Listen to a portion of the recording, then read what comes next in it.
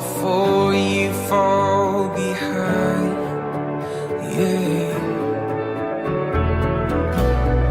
Before a breath beyond my death, you are with me on the way to everlasting.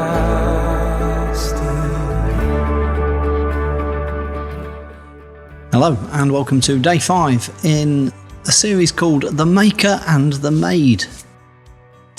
As I mentioned the other day, I really like the television programme The Great Pottery Throwdown. In it, the contestants, all talented potters in their own right, have to create items of pottery according to certain briefs, and the expert panel are interested in both form and function. And the thing about pottery is that you can create brilliant pieces out of what is essentially a type of mud. There is some symbolism there, I think. And this is a symbolism that the Old Testament prophet Jeremiah uses. In Jeremiah chapter 18, God instructs the prophet Jeremiah to visit a potter's house. There, Jeremiah observes the potter shaping the clay on a wheel. However, the clay becomes marred in the potter's hands, but undeterred, the potter reshapes it into another vessel as he saw fit.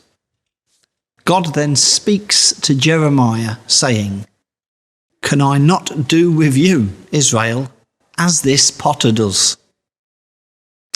As I have suggested over this week, I think God presents himself throughout Scripture as an artist.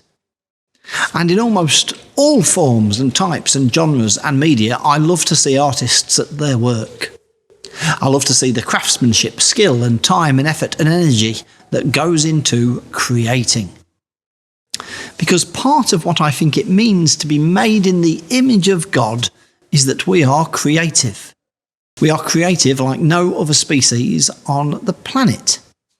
It's not that other species can't be creative, but we are utterly on a different level in terms of our ability to create. I think that's part of what it means to be made in the image of God.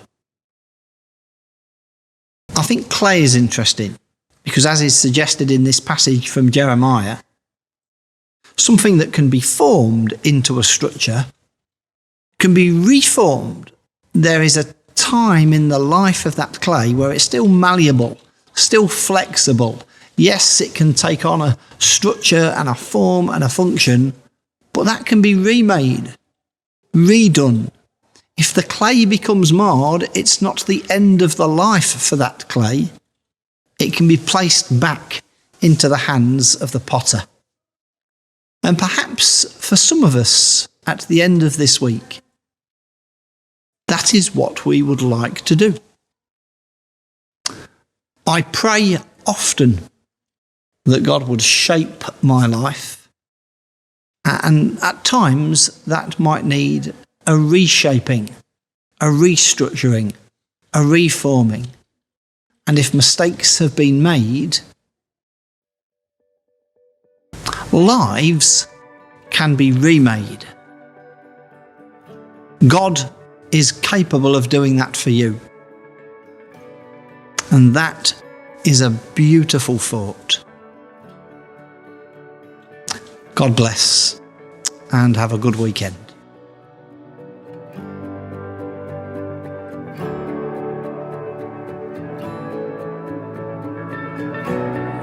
You go before you fall behind.